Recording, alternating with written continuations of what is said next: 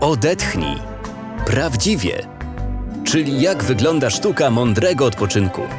Zapraszamy na podcast, gdzie odpowiemy na pytanie, jak w dzisiejszym zabieganym świecie organizować podróże, które będą autentyczne i dopasowane do naszych indywidualnych potrzeb. Zapraszamy do wysłuchania. To cześć, ja nazywam się Marek Zając i ze mną jest Maciej Szpot, właściciel hotelu Bonifacio, i Wojtek Dyrda, menadżer hotelu Bonifacio. I dzisiaj właśnie o tym hotelu pogadamy. Pogadamy też trochę o fajnym, świadomym wypoczynku i o historii samego hotelu. Może na początek opowiedzcie trochę o hotelu Bonifacio, o wizją, jaka stała, jak to wszystko się zaczęło. No tak, rozumiem, że zaczęło się chyba ode mnie i od tego, kiedy to w głębokich latach 90. pojechałem do Club Medu. Zobaczyłem fantastyczną organizację, która do tej pory jest dla mnie takim drogowskazem we wszystkim tym, co robimy.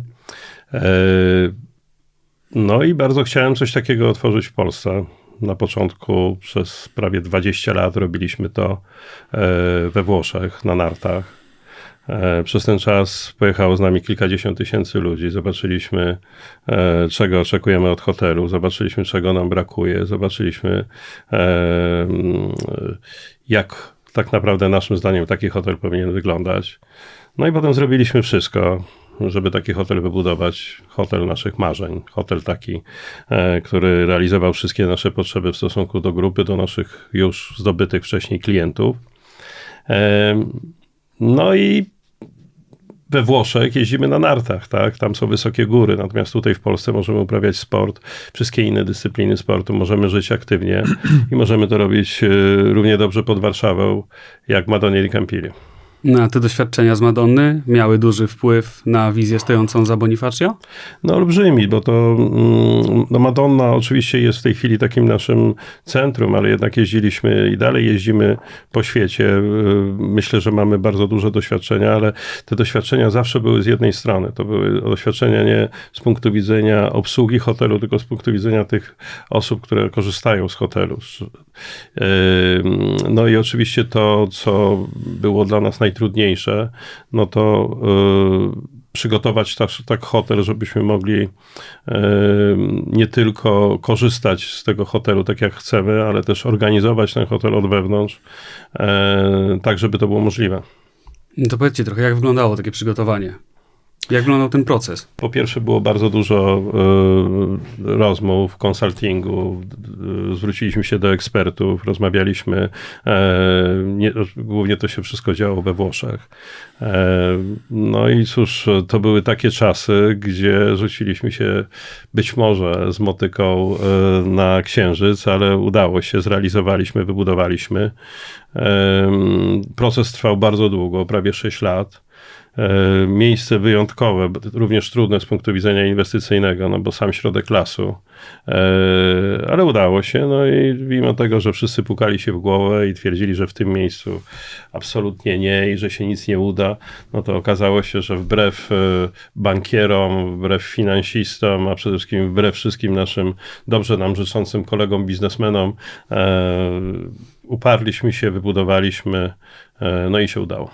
A czemu akurat padło na to miejsce? No bo tak jak mówiłeś, to jest specyficzne miejsce, tak? Bo nie ma morza, nie ma gór, jest tak naprawdę las i duże polany. Czemu akurat tam? Wiesz co, my mieliśmy bardzo duże doświadczenie, tak jak powiedziałem, już 20-letnie, bowiem najpierw byliśmy takimi prekursorami na rynku narciarskim i pracowaliśmy z aktywnymi rodzinami i to był nasz pierwszy portfel klienta, ale potem otworzyliśmy w 1996 roku jako jedni z prekursorów na rynku działalność incentive'ową. Pracowaliśmy z klientem instytucjonalnym i stworzyliśmy też ten portfel klienta, także mieliśmy zarówno klienta firmowego, jak i klienta indywidualnego. No i okazało się, że najlepszy hotel dla takich właśnie klientów, żeby można było ich połączyć, pogodzić ze sobą, no to po pierwsze na tyle blisko od Warszawy, żeby chcieli tam przyjechać, a na tyle daleko, żeby musieli spać. No a później natura. tak? Nie zależało nam w żadnym wypadku na żadnej górze, na żadnej wodzie, na tego typu destynacji, tylko chcieliśmy mieć przestrzeń, chcieliśmy mieć naturę, chcieliśmy mieć taką alternatywę w stosunku do zatłoczonej aglomeracji miejskiej. Bardzo nam zależało na tym, żeby to była góra godzina 15 od centrum, czy to Warszawy, czy to głównie żeśmy tutaj wtedy postawili na Warszawę, stamtąd mieliśmy głównie klientów. No i wydaje mi się, że teraz jak klienci do nas przyjeżdżają, to bardzo to doceniają, że jest taka duża wygoda dojazdu. Tak jak mówiłeś o naturze, która jest dużą częścią hotelu. I hotel jest z nią bezpośrednio zintegrowany, bo są konie, tak, jest hodowla konika polskiego, są sady i chciałem trochę więcej usłyszeć o tych koniach. Wiesz co, konie jest tylko z jednym z elementów tak naprawdę tego wszystkiego. No, najistotniejsze jest jednak las. Jesteśmy w środku 3000 km² lasu. Przepiękna, naturalna polana, piękne ścieżki, zarówno do biegania, jak i do jeżdżenia na rowerze. Wspaniała, piękna rzeka, która meandruje wokół hotelu, w Kra. Bardzo niedoceniona, uważam. Ludzie często jadą po 300-400 km, żeby popływać sobie na kajakach, czy zobaczyć pięknie meandrującą polską rzekę, a to jest tak blisko Warszawy. Wydaje nam się, że to był bardzo dobry wybór, tak? Lasy, mazowieckie lasy, z całą z tym swoim otoczeniem naturalnych drzew, naturalnej przyrody, naturalnych zwierząt. Przecież mamy mnóstwo wokół nas dzikiej zwierzyny, ptactwa, wszystko to mocno eksponujemy w hotelu, pokazujemy dzieciakom, no ale stworzyliśmy też swoje własne, takie właśnie, jak mówisz, różnego rodzaju naturalne pomysły. Hodowla konika polskiego, o niej to boję się rozpocząć, bo nie skończę. Takie moje oczko w głowie, ale mamy też i swoją własną pasiekę i właśnie sady żeśmy zasadzili. Mamy piękne, przez nas zasadzone polskie drzewa, które można sobie również oglądać. Zajmujemy się owadami, zajmujemy się ptakami. Mnóstwo fajnych rzeczy, które sprawiają nam kupę przyjemności. Tak jak mówiłeś o pasiece, o sadach, to potem te produkty wykorzystujecie też w restauracji hotelowej, czy... Wiesz co, no, chcąc nie chcąc, idąc w kierunku natury, musieliśmy, żeby cała koncepcja była spójna, stworzyliśmy poszczególne elementy naszej oferty też oparte na naturze, czyli kuchnię mamy bardzo naturalną, taką slow foodową, spa również oparte na kosmetykach niezwykle naturalnych, Calarensa, znana bardzo marka, ale tutaj jesteśmy jedynym hotelem w Polsce, który reprezentuje na wyłączność tą markę. I mamy tutaj duże sukcesy. Gdziekolwiek nie dotkniesz naszej oferty, to jednak słowo naturalność jest tutaj dla nas bardzo ważne. No skoro mówimy od razu o ofercie, no to czy jest jakiś klient, na którym najbardziej się skupiacie? Do kogo tak naprawdę jest to oferta? Czy dla każdego? Każdy coś dla siebie znajdzie? Hotel to jest dosyć skomplikowana maszyna i taki dosyć skomplikowany produkt. Taki hotel jak Bonifacio jest tym bardziej skomplikowany i tym bardziej stanowi dla nas wszystkich ogromne wyzwanie, żeby w jak najlepszy sposób dopasować naszą ofertę do ciągle zmieniających się oczekiwań gości, których sobie zdefiniowaliśmy jako naszą grupę docelową. I od początku, kiedy dołączyłem do zespołu, czyli ponad 10 lat temu, to było dla nas wszystkich ogromne wyzwanie. I z jednej strony kapitalnym pomysłem było oparcie idei hotelu na 20-letnich doświadczeniach grupy BFC. Bo nie wiem, czy to wybrzmiało wystarczająco dobrze w wypowiedzi Maćka, ale jakby definicję tego hotelu podyktowali klienci grupy BFC. Zarówno ci, którzy wyjeżdżali na wyjazdy integracyjne, jak i ci, którzy indywidualnie z rodzinami co roku wyjeżdżali na narty.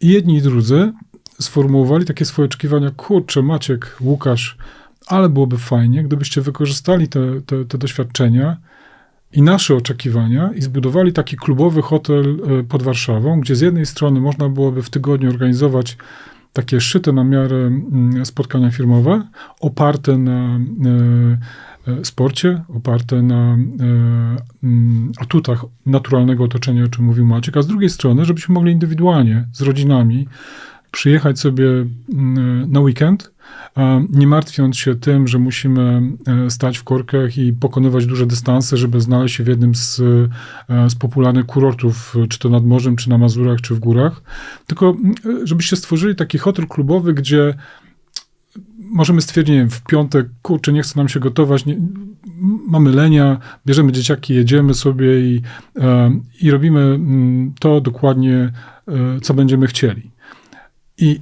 I ten moment, tutaj zaczyna się opowieść Bonifaciu. Właśnie w tym momencie, kiedy przysłowiowa rodzina Kowalskich siedzi sobie tam, nie wiem, w czwartek przy obiedzie i myśli sobie, a wiesz co, a może by tak pojechać do Bonifacia. No i jak wyglądałby taki idealny weekend w Bonifacio? No właśnie, i teraz idealny weekend w Bonifacio tak naprawdę tworzy każdy z naszych gości. Naszym zadaniem jest w sposób dyskretny, ale profesjonalny zbudować takie tło, taką scenografię, taki program, żeby każdy, jak w eleganckiej restauracji, mógł sobie wybrać z naszego menu to dokładnie, na co ma ochotę. Przy czym ciekawą rzeczą jest to, kiedy obserwujemy naszych gości, a dzięki Bogu mamy mnóstwo gości powtarzających się. Ciekawe jest to, że ta sama pani Kowalska w jeden weekend może do nas przyjechać ze swoimi przyjaciółkami i spędzić typowy taki, przepraszam za kolokwializm, babski weekend, kiedy głównie nakładają na siebie szlafroki, które zdejmują dopiero w niedzielę po południu i w tym czasie krążą między gabinetem spa, wellnessem, restauracją i tak dalej. A w innej odsłonie pani Kowalska może do nas przyjechać ze swoim mężem i dziećmi i spędzić wartościowy czas, rodzinny czas podczas różnego rodzaju wspólnych aktywności. Na przykład w sobotę organizujemy spływy kajakowe, kiedy jest sezon. Maciek wspomniał o Wkrze. Jako stary kajakarz stwierdzam absolutnie z pełną odpowiedzialnością, że jest to jeden z 3 najpiękniejszych szlaków kajakowych w Polsce. To jest jedna z aktywności. Inna aktywność to może być, nie wiem, gra w tenisa wspólna, tak? Czy gra w piłkarzyki, czy w gry planszowe. Bardzo częstym scenariuszem kolejnym dla tej przysłowiowej pani Kowalskiej jest to, że zapracowany mąż mówi, wiesz co, jedź sobie tam do Bonifacio, bo ja wiem, że ty sobie odpoczniesz, podczas gdy nasze dzieci będą w fajny sposób zaopiekowane przez animatorów ze strony Bonifacio. To się opiera też na pomyśle autorskim Maćka, który nazywa się Razem lecz osobno. I my to dosłownie wcielamy w życie w naszym hotelu. To znaczy mama bez obaw, że zostanie posądzona o to, że się nie zajmuje swoimi dziećmi, przekazuje dzieciaki naszym animatorom, sama w tym czasie odpoczywa, idzie do spa, czy czyta książkę, cokolwiek, tak? Ale w zasięgu, dosłownie, w zasięgu wzroku, w bliskiej odległości, co też ma ogromne znaczenie, wie, że tam są jej dzieci, wie, że te dzieci są zaopiekowane, że realizują fajny program, o czym być może później też będziemy rozmawiać. No właśnie od razu chciałem zapytać, jak wygląda ten program? Staramy się bardzo, choć nie jest to łatwe, jest to ogromnym wyzwaniem dla nas, żeby ten program dla dzieci nie opierał się na grze w komputer, czy jakichś takich innych gadżetach, gdzie dzieci same sobą się zajmują i tak naprawdę niczym się to nie różni od siedzenia przy telefonie, tylko staramy się je zmuszać w fajny sposób do aktywności, z którymi być może nigdy nie mieli do czynienia. Na przykład podchody w lesie albo tropienie śladów zwierząt. Kiedy te dzieciaki idą z naszymi przewodnikami, z naszymi instruktorami, zmoczą się, zbrudzą się, ale być może po raz pierwszy w życiu zobaczą dzięcioła na drzewie, czy będą w stanie rozpoznać, czy ten trop na błotnistej ścieżce należy do sarny, czy może do borsuka. Więc tego rodzaju aktywności staramy się wcielać w życie. Mi się to w ogóle fajnie słucha, dlatego że hotel ma w tej Przepraszam, chwili... mogę gadać tak długo jeszcze. Tak, ale w ogóle hotel ma 10 lat tak naprawdę i teraz, gdy się zmierzy to z tymi planami, które były na początku, tak, no bo to tak samo z siebie do końca nie wychodzi. Myśmy, mając już tego klienta i chcąc robić takie rzeczy, o których mówił Wojtek, musieliśmy stanąć przed dylematem bardzo trudnego biznesu. To znaczy duże powierzchnie wspólne, które również generują sporo kosztów, bo to są duże baseny, to są duże sale, duże restauracje, a stosunkowo mała ilość pokoi, tak? Dlatego, że te 60 pokoi, które w tej chwili obsługuje prawie 6000 m2 tego obiektu, plus 20 hektarów ziemi, które jest naokoło, no to naprawdę jest olbrzymim wyzwaniem, ale przez to tak naprawdę osiągnęliśmy tą pewną kameralność. Tutaj Wojtek tego nie powie, ale dużym atutem tego hotelu jest zespół, tak? Ten zespół, który zupełnie w inny, taki konfidencjonalny sposób prowadzi ten hotel. No, Wojtek jest na czele tego zespołu i w sposób specjalny, bardzo specyficzny. Ja potrafię to porównać naprawdę do pracy wielu hoteli na świecie. Ta nasza praca jest zupełnie inna. My pamiętamy klientów, my się z nimi rozmawiamy, mamy fantastyczne z nimi relacje. Na naszych oczach rosną dzieci. Po prostu tutaj nie ma ściemy, tak? Jeżeli my mamy basen, to ten basen jest dostępny dla każdego. To są duży 18-metrowy wewnętrzny basen i 25-metrowy basen zewnętrzny. To nie jest tak jak w innych hotelach, gdzie tego typu basen jest przygotowany dla 180 czy 250 pokoi, tak? My mamy tą całą infrastrukturę zrobioną tylko dla 60 pokoi, co powoduje, że ci ludzie naprawdę mogą wtedy ze spokojem z tego korzystać. Czasami jest śmiesznie, mówimy o tym, bo hotel jest z reguły pełny.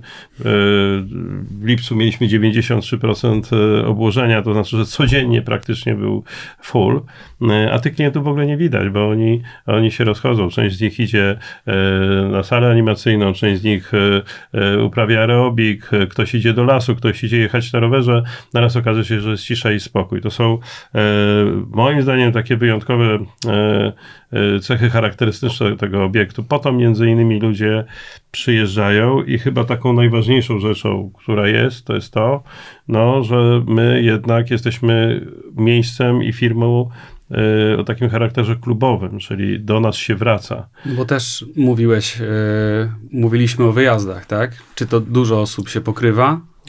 Wiesz co, założenie na początku było takie, że wydawało mi się, że będą się wszyscy pokrywać, tak? Ja w ogóle byłem przekonany, że to będzie fantastyczny temat, bo nawet jeżeli jakakolwiek aktywna rodzina przyjedzie do nas spoza tego naszego kręgu narciarskiego, to z pewnością potem z nami pojedzie na narty. No potem się okazało, ku mojemu zdziwieniu, że nie wszyscy jednak jeżdżą na nartach, natomiast z pewnością wszyscy pływają na kajakach, grają w tenisa, jeżdżą na rowerach, więc do hotelu mogą przyjechać wszyscy, a jednak na narty jadą tylko ci, którzy to lubią. Ale założenie jest takie, że chcemy z tymi naszymi przyjaciółmi, klientami spotykać się nie tylko weekendowo w Bonifacio, ale również na nartach. Tam już jesteśmy z reguły tydzień ze sobą, mamy dużo więcej czasu na to, żeby się poznać i nawiązać jakieś fajne relacje. Patronem podcastu jest Grupa BFC, organizator wyjazdów narciarskich, egzotycznych wypraw oraz aktywnego wypoczynku w hotelu Bonifacio nad Wkrą. A ja bym chciał wrócić tutaj jeszcze do jednej takiej kwestii, bo zadałeś pytanie, dla kogo jest stworzony ten hotel i co my oferujemy i tak dalej. Pamiętam, kiedy Maciek zaprosił mnie do współpracy, hotel już działał. Ja dołączyłem do zespołu grubo ponad pół roku po otwarciu hotelu i kiedy myślałem sobie nad tym nad tą poważną decyzją w moim życiu, to zwróciłem uwagę na dwa ogromne wyzwania, od razu na początku, które rzucały się w oczy. O pierwszym wspomniał Maciek. To znaczy, że Maciek jako ambitny menadżer, twórca i kreator turystyki postawił sobie za cel, żeby w kameralnym, biorąc pod uwagę ilość pokoi, miejscu, zapewnić ogromną paletę aktywności dla gości. I to od samego początku było ogromnym wyzwaniem z takiego menedżerskiego punktu widzenia. Jak sprawić, żeby hotel mógł normalnie funkcjonować, zarabiać na siebie i żeby ta obietnica była dowieziona. To był w ogóle klucz do porażki bądź do sukcesu. Wydaje nam się, i robimy wszystko, co w naszej mocy, z pełną pokorą, że ta obietnica jest dowożona. Czyli to, co my obiecujemy, to faktycznie ma miejsce. Faktycznie nie ma tłumów u nas w hotelu, chociaż wszystkie pokoje są zajęte. Faktycznie można skorzystać z całej palety aktywności. Tak jest. Faktycznie ten slow food jest, chociaż jest to ogromnym wyzwaniem logistycznym dla naszego szefa kuchni, również kosztotwórczym.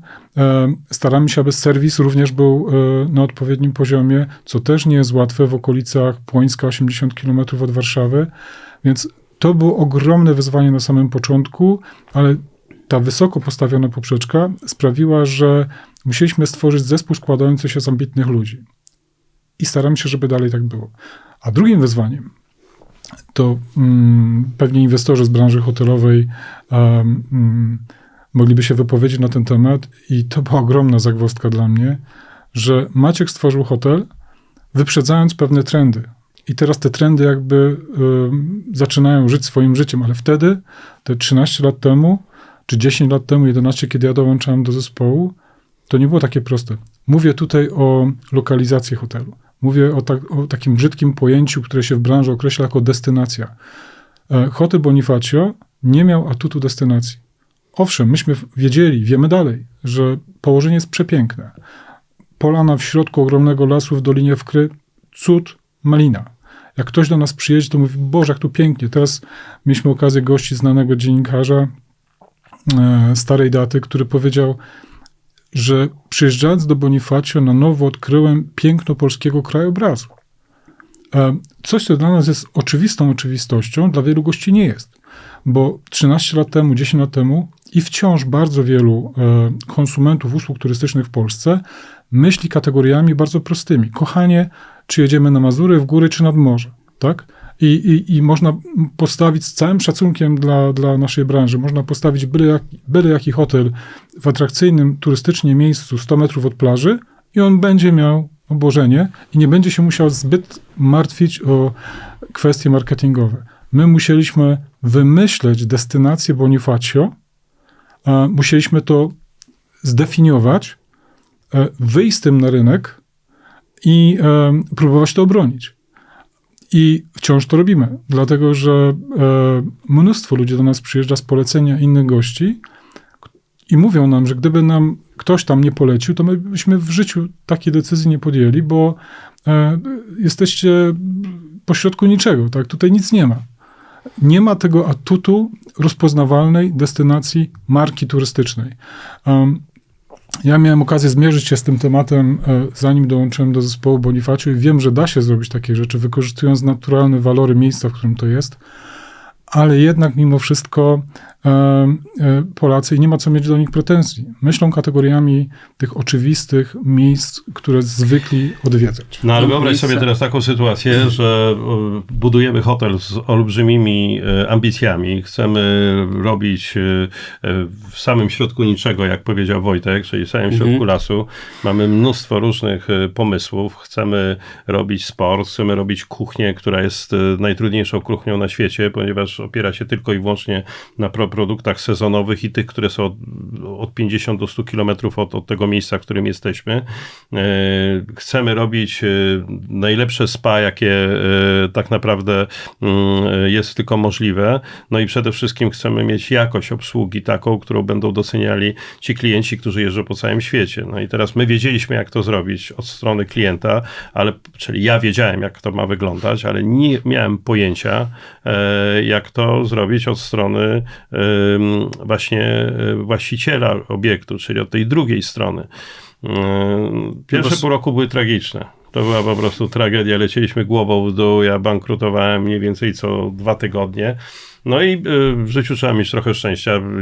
Ja najczęściej na te szczęście musiałem zapracować, ale tutaj spadło na nas, muszę o tym powiedzieć, spadło na nas ta historia fajna, ponieważ Wojtek, który jest niewątpliwie ekspertem na rynku. Właśnie wtedy dołączył. Tak, ale jak dołączył, tak? No, my znamy się z dzieciństwa, znamy się jako dzieciaki 6-7-letnie, gdzieś tam na drugim końcu Polski, na Śląsku, w Rybniku, w Żorach. Co wspaniałe, nasi rodzice pracowali przez wiele, wiele lat razem i naraz po tylu latach odnajdujemy się. Ja jestem inwestorem hotelowym, on jest ekspertem rynku. Zaczynamy 10 lat temu ze sobą pracować i od tego momentu średnia idzie w górę. No, doszliśmy już prawie do 100%. No bo zakładam, że na początku była ta określona wizja, tak? Która pewnie bardzo mocno ewoluowała.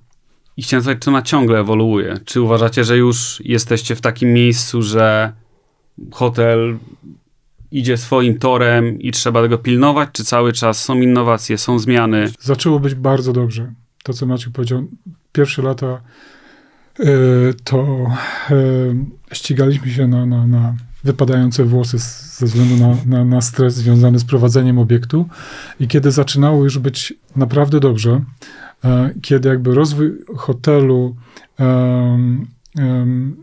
jakby odbywał się równolegle z rozwojem Polski, tak?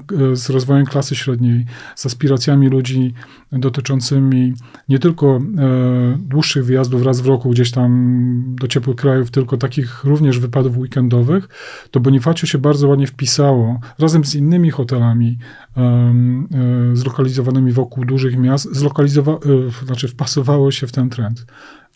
I przyszła pandemia, a później przyszła wojna.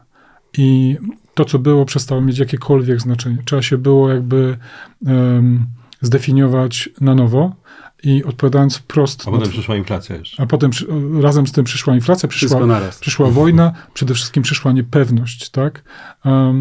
Co jest najgorszym elementem, jeśli chodzi o branżę turystyczną, ponieważ no, w tej piramidzie potrzeb człowiek najpierw zaspokaja te podstawowe, a nawet jeśli go stać na przykład wyjazd do hotelu na weekend, to z obawy przed niepewnym jutrem wstrzymuje się z tym. I myśmy mieli z tym do czynienia, kiedy wojna wybuchła. O pandemii już nawet nie chcę mówić, ale przetrwaliśmy dzięki pracy całego zespołu. Natomiast od tego czasu ta dynamika zmian w naszej branży nabrała nieprawdopodobnego przyspieszenia. My musimy się wymyślać na nowo, nie raz na kilka lat. My się musimy wymyślać na nowo raz na miesiąc, ponieważ oczekiwania ze strony gości się zmieniają. Ludzie mają coraz to inne potrzeby. Co się zmieniło na przykład? Kiedyś goście byli bardziej sfokusowani na przykład, jadę do spa, tak? Jadę gdzieś tam. A w tej chwili ludzie sami nie wiedzą tak naprawdę, czego chcą. Oni chcą jednego. Oni chcą po prostu wyjechać z miasta, odciąć się od tego zgiełku, odciąć się od tej takiej bieżączki i wyjechać gdzieś, gdzie oni będą robić coś, ale oni jeszcze sami nie wiedzą co. I w tym momencie my wychodzimy cali na biało i mówimy, szanowni państwo kowalscy, możecie robić to i to, ale to jest tylko w tle. Róbcie co chcecie. My jesteśmy gotowi i na to, i na tamto, i na wam to. I proszę mi wierzyć, ja o tym już powiedziałem. Ludzie potrafią, ci sami goście potrafią wybierać różne schematy pobytu w hotelu za każdym razem, kiedy do nas przyjeżdżają. I to jest ta podstawowa zmiana, o której ja chciałem powiedzieć. Ale chcę też powiedzieć, w jaki sposób też ewoluowaliśmy w takim dłuższym okresie. Tak? No tak.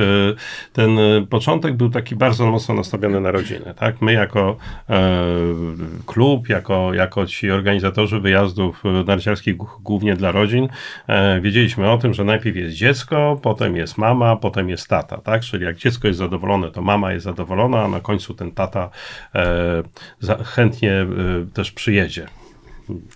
Natomiast te wszystkie zmiany, o których powiedział Wojtek, one tak naprawdę też spowodowały, że zaczęliśmy inaczej patrzeć na to wszystko. Na przykład ostatnimi laty praktycznie nasz hotel stał się kobietą. Czyli my już jesteśmy prawie kobietami, dlatego że w tych wszystkich wymyślaniu, tych wszystkich ofert... Mam nadzieję, że to się wytnie. Staramy się myśleć jak kobieta i to, czego kobiety oczekują od oferty naszego hotelu, ale naprawdę jesteśmy zachwyceni tak naprawdę tym, jak wiele kobiet korzysta z produktów, które przygotowujemy. Mamy takim flagowym naszym naszym produktem jest produkt Belladonna, gdzie co 2 miesiące przyjeżdżają same kobiety, ponad 100 kobiet przyjeżdża wtedy do obiektu. Po pierwsze uprawiają wspólnie sport, zajmują się kosmetyką, rozmawiają, bawią się i to już trwa wiele lat. Te kobiety są, część z nich tak naprawdę już przyjeżdża do nas po kilka razy, czyli są stałymi klientami naszego obiektu.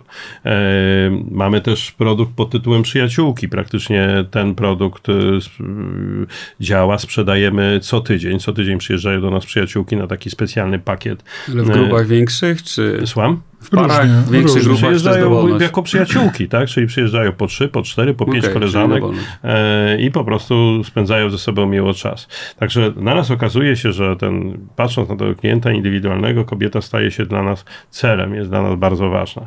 Ale to, co powiedział również Wojtek, staramy się, żeby nasza oferta była pewnym tłem. Czyli my tworzymy zarówno ofertę gastronomiczną, jak przede wszystkim sportową, ale też spa, czy różnego rodzaju inne aktywności. Przedstawiamy, pokazujemy, że można z nich skorzystać. A to, czy klient w czasie swojego pobytu skorzysta z tego, to tylko od niego zależy, bo być może przyjechał tylko na jedną dobę, sobotę na niedzielę, jest tak zmęczony, że chce po prostu leżeć do góry kołami i to jest jego absolutnie jego decyzja. Ale gdyby miał ochotę, ma taką możliwość. opcje.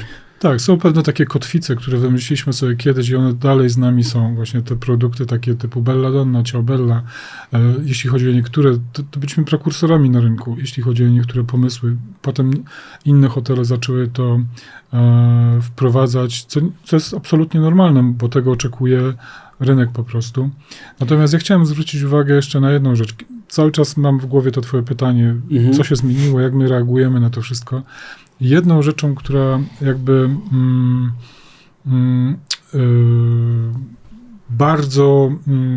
stała się bardzo ważna dla naszych gości, to jest zespół w hotelu i pewna relacyjność, pewna relacja, która nawiązuje się pomiędzy gośćmi i pomiędzy naszym zespołem. I ja to trochę porównuję, może trochę zbyt śmiało, ale porównuję to trochę do teatru, gdzie jest widownia i są aktorzy. I teatr, który odnosi sukces, to jest taki, gdzie nawiązuje się relacja pomiędzy aktorami, którzy grają jakąś sztukę już po raz setny, i tą widownią. I widownia czuje, że stanowi jedność z tymi aktorami. Ja mam to ogromne szczęście, że te 10 lat pracy zaowocowało tym, że udało się stworzyć zespół, który, mówiąc krótko, daje coś, czego nie da się nauczyć w żadnej szkole, nie da się, nie wiem, napisać na tablicy, żeby to wdrożyć, ale taką autentyczną, serdeczną gościnność. Ten zespół jest stały od kilku lat, tak? On większości się rozbudowuje. To jest jakby z punktu widzenia tych rzeczy, które działy się na rynku, czyli mówimy tutaj o pandemii i mówimy o różnych innych trudnych historiach, to, że ten zespół jest w swoim takim fundamencie stały, jest najistotniejszą wartością. Tutaj w tej sytuacji jesteśmy w stanie wspólnie się rozwijać. Część tego zespołu cały czas szkolimy. Stawiamy bardzo mocno na te osoby, które są właśnie nie tylko gwiazdami, ale też halabartnikami. To słuchajcie, cofnijmy się jeszcze do oferty, bo pogadaliśmy o rodzinach, pogadaliśmy o kobietach, a nie pogadaliśmy o singlach. Wiesz, tutaj trudno w ten sposób definiować hotel, który miałby być dla singli albo dla rodzin. Nie, ten hotel tak naprawdę jest dla wszystkich klientów bez względu na to, jaki mają charakter rodzinny, pod warunkiem, że mają ochotę na naturę, pod warunkiem, że mają ochotę skorzystać z tych wszystkich elementów oferty, które żeśmy stworzyli. Wiesz, bardziej wydaje mi się istotą tego wszystkiego jest to, czy chcesz wypoczywać w ten sposób, że bawisz się na przykład w kociołku, czy w jakiejś dyskotece, czy w klubie danego hotelu, czy jednak nie, tak? Bo te propozycje, o których powiedziałem wcześniej, są z reguły w mieście. Więc jeżeli ktoś jest nastawiony na zabawę bez względu na to, czy jest single, czy jest parą, to raczej zostaje po prostu w centrum. Do nas przyjeżdża się po spokój, po ciszę i po relaks, po sport, po zdrowie. Na tym się koncentrujemy. Ale udało nam się tak logistycznie podzielić przestrzenie hotelowe, że mamy przestrzenie dedykowane praktycznie dla każdej z tych grup gości, które wymieniłeś. Czyli wtedy, kiedy mamy rodzinę z dziećmi, bo w weekendy mamy rodzinę z dziećmi, aczkolwiek to nie jest przeważająca grupa gości, ale zaznacza swoją obecność. Mamy część hotelu dedykowaną właśnie rodzinom z dziećmi, a mamy część hotelu dedykowaną romantycznym parom, czy tym przyjaciółkom, które przyjeżdżają na spa, bądź singlom, które chcą mieć trochę spokoju. Mamy też kilka pokoi, gdzie przyjmujemy gości z pupilami, więc dla każdego coś dobrego staramy się, żeby w tym miksie każdy miał swoje wydzielone miejsce i czuł się dobrze. Okazało się, wiesz, że te zadania, które żeśmy sobie tak naprawdę przed tą ofertą i przed nami postawili, w praktyce są niezwykle trudne, tak? Bo jeżeli mówimy o slow foodzie i chcemy mieć zdrowe produkty, to naraz okazuje się, że bywa, że na przykład na zdrową wołowinę i taką wołowinę, jaką żeśmy chcieli, czekaliśmy 3 lata, czekaliśmy na kontrakt z tym miejscem 3 lata. Naraz okazuje się, że żeby mieć drób taki jak chcemy, to jest bardzo skomplikowana sprawa, również dotarcie do odpowiednich warzyw. Tutaj mówię tylko i wyłącznie o kuchni, tak? Ale ten nasz na przykład, o którym mówił Wojtek, ten pierwiastek związany z dziećmi, tak? W jaki sposób pokazać dzieciakom to, że jabłka nie rosną w Carrefourze, tak? To nie są takie proste sprawy. Musimy być bardzo wiarygodni. Dlatego posadziliśmy sad. Dlatego jak mówimy o koniach, to u nas są koniki polskie. To jest rasa, która jeszcze 250 lat temu była w Puszczy Białowieskiej. Mamy całą opowieść o tych konikach polskich. Jeżeli rozmawiamy o produktach takich jak miód, to staramy się go sami wytworzyć i zaprowadzić dzieciaki do naszej pasieki i pokazać, w jaki sposób ten miód pszczoły robią i na czym to wszystko polega. Oczywiście przy tego rodzaju wysoko zawieszonej poprzedce jest bardzo dużo trudności, by tę ofertę później zrealizować. I to jest, wydaje mi się, przed tym zespołem, o którym mówiliśmy wcześniej, największe i najtrudniejsze zadanie. Ale fajne jest też to, że goście, a szczególnie dzieci widzą, że to, co my tworzymy, jest bardzo osadzone w lokalnej społeczności, w lokalnej charakterystyce. I my naprawdę, żeby utrzymać status tej kuchni slow foodowej, to my musimy się zapatrywać regionalnie u lokalnych dostawców. Mamy świetnego lokalnego rzeźnika na przykład. Mamy jajka z fermy nieopodal, gdzie kurki sobie żyją jak chcą. I tak można byłoby mnożyć te rzeczy.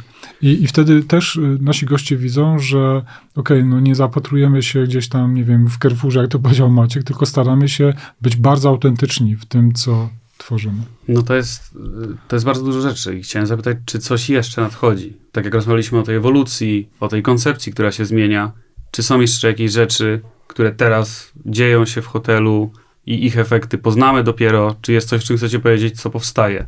No oczywiście, wiesz, jak staniemy w miejscu, to tak naprawdę zaraz się obudzimy bardzo daleko z tyłu. No tak, ale mogą być duże ruchy, małe ruchy. Są duże ruchy, całe szczęście są duże ruchy. Po pierwsze, okazuje się, że nie doceniliśmy naszych klientów. Oni chcą jednak wyższej poprzeczki standardu naszego obiektu. Tutaj Wojtek mówił o tym, że trochę wyprzedziliśmy rynek i pewne standardy 10 lat temu przewidzieliśmy, ale ja nie przewidziałem, że jest taka duża grupa klientów, którzy wymagają po prostu wysokiego bardzo standardu pokoju czy kuchni. Dlatego też z naszego konceptu, który opierał się na takich pokojach 4-gwiazdkowych i fajnej, slow foodowej restauracji, postanowiliśmy dobudować do naszego obiektu skrzydło, w którym będą apartamenty, będą piękne, wspaniałe, luksusowe pokoje i myślą o tych klientach, którzy przyjeżdżają do nas i mają ochotę zjeść elegancką kolację, bo przyjeżdża do nas sporo osób, którzy przychodzą na kolację pięknie ubrani, mają ochotę na wykwintną kuchnię.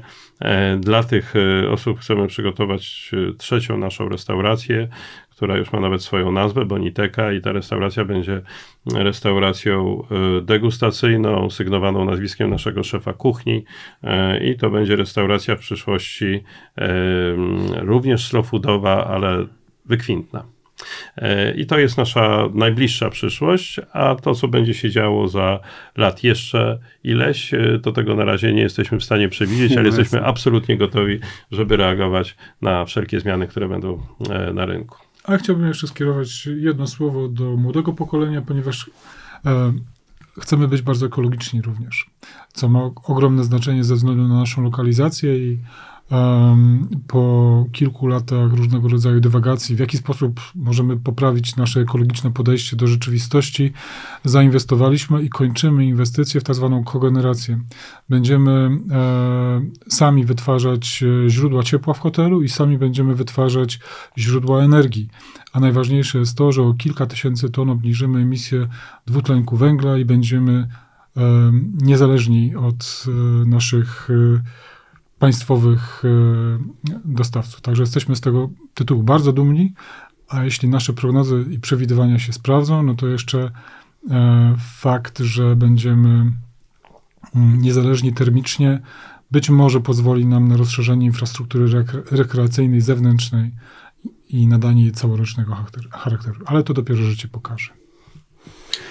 No, ja nie zapominam również o tych kobietach, o których mówiliśmy wcześniej, o tych ich potrzebach, także będziemy rozwijali też bardzo mocno gabinety, będzie tych gabinetów znacznie więcej, będzie dużo różnego rodzaju urządzeń, które będą pomagały naszym kosmetyczkom dbać o urodę naszych klientek. Czyli rozwój całej strefy spa.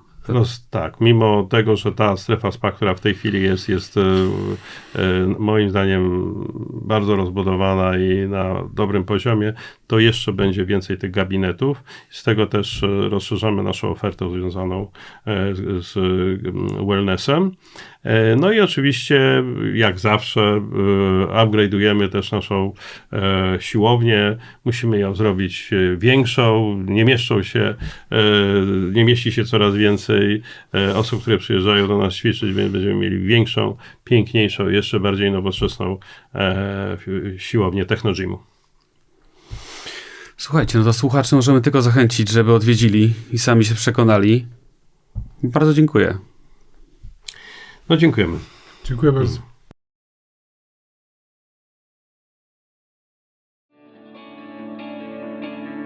Have you ever really lived? You talk a big game, but it's just a matter of time. Have you ever really lived? We're all on the clock here. In the blink of an eye, you're gone. So for once in your life, try the deeper water, feel the pull of whatever is out there, and ask yourself this once. Have you ever really lived? Have you ever used your hands to build something from scratch that wasn't even for you? Have you ever? When you hear the waves are crashing over Nazareth, man, don't you wanna see them? Have you ever really lived? And if you don't, it ain't too late to turn it around. Dziękujemy za wysłuchanie podcastu. Do zobaczenia w Bonifacio Spa & Sport Resort.